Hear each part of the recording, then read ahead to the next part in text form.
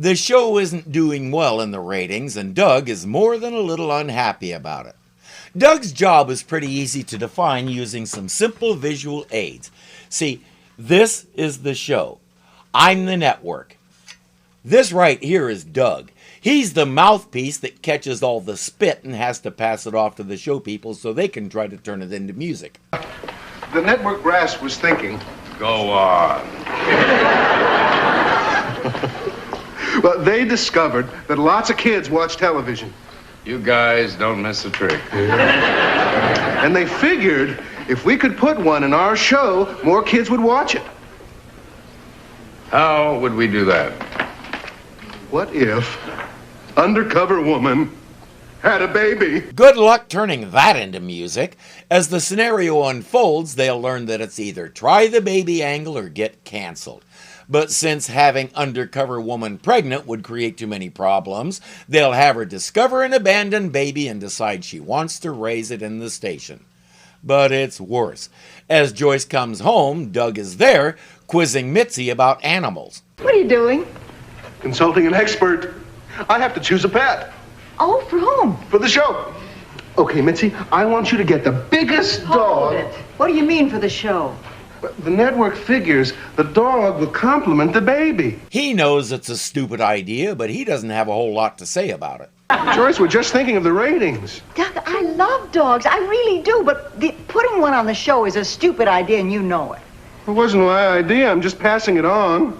Doug, you shouldn't pass on someone else's stupid idea. I'm sure you can think up one of your own. He's not paid to do that.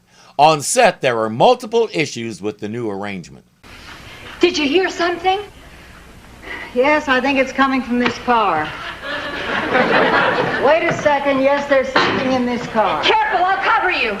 I am pulling a gun on a baby. You don't know it's a baby yet. Look, it's a baby. Starting with the fact that nobody wants to do this. I don't care what anybody says. This is not good for the show. She's right, John. That's exactly what I told the network. You did? I threatened to quit if they didn't listen to me. You actually threatened to quit. Yeah, but they just laughed at me. Why? Because I said it right after they fired me. Then there's that. Nobody can believe it, but it's true. One more day and Doug is out of here. Good morning, everybody. Tracy, Yes, Doug. I did like you said. I stopped being a yes man and I showed some backbone.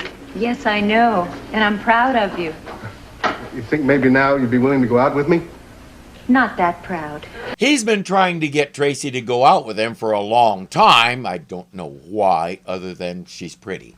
She's definitely not interested, and as shallow as she is, I have a feeling she'd just end up hurting him anyway. Must be terrible to think you're a failure at everything. It is. At least there was something we could do to make him feel better. Let's face it, Joyce, there's nothing any of us can do to make Doug feel better. No, but there's something one of us could do to make him feel more of a man.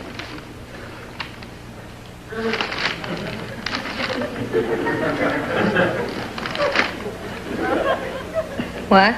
They'll pour on the pressure until she finally gives in. What's my motivation? I believe I can handle this. Your motivation is compassion for a fellow human being. You demonstrate the hidden resources of your character and win the respect of the entire cast by proving yourself a better person than any of us.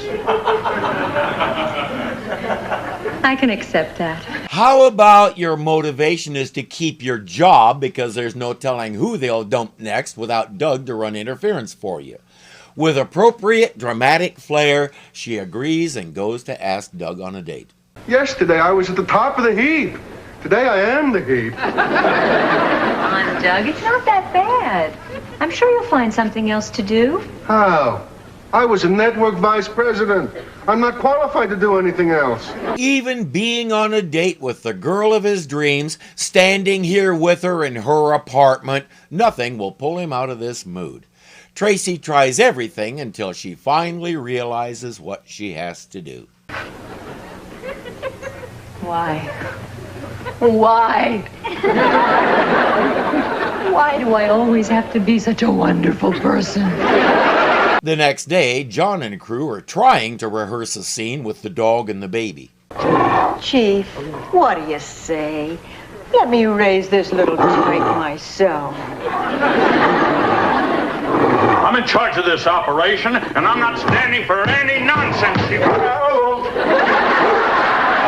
Incidentally, Fletcher is terrified of the dog, and the dog knows it. Tracy! Hi, Joyce. How did the date go last night? Do we have to dwell on it? Well, what do you suppose could have happened last night?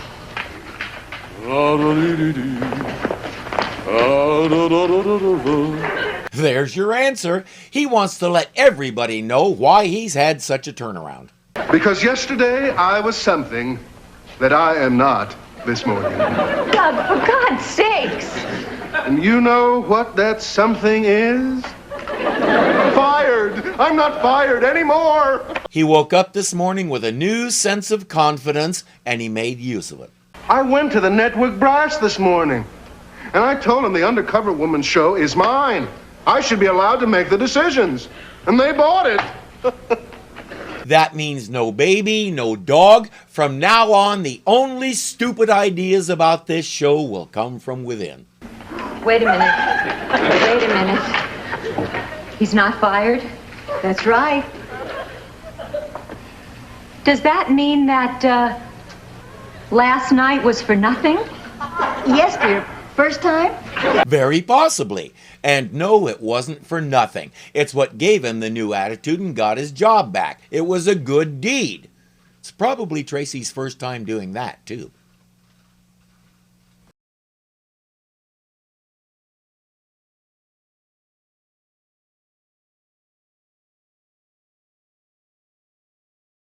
And Doug is more than a little okay. He's the mouthpiece that catches all the spit that he has. Okay. All right, let's try it again. Undercover woman. Yeah. Slow down. With an appropriate I can say appropriate.